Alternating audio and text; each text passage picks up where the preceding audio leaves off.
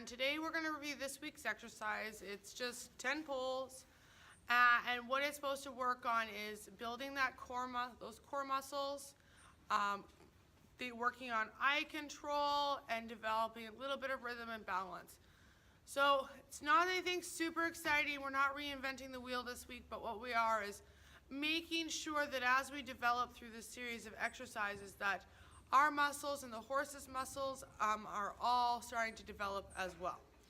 So the exercise today is just 10 pulls on the quarter line.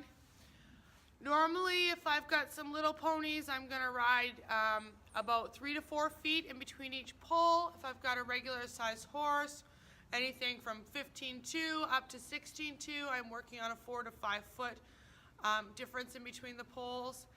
And what I normally do is I start out with 3 pulls.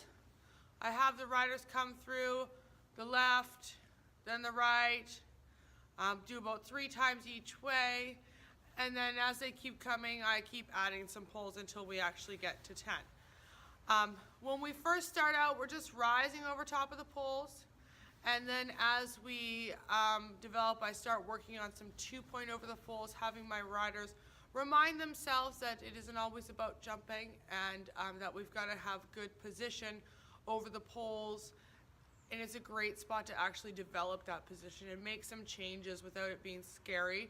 I'm coming to jumps. So I put the poles on a quarter line.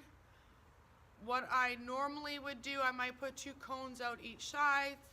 Some things that riders are going to run into will be about the eye control and getting straight and staying straight through the poles. Those are some issues that they've had, falling forward in their 2-point. I'm not rebalancing them stuff much to the back, keeping those heels down and being balanced in the stirrups. So I'm actually just going to show you a few videos of riders that have done this exercise, and I'll talk about problems that they've had, and then we'll go on to next week's exercise. Thanks for watching, and don't forget to subscribe.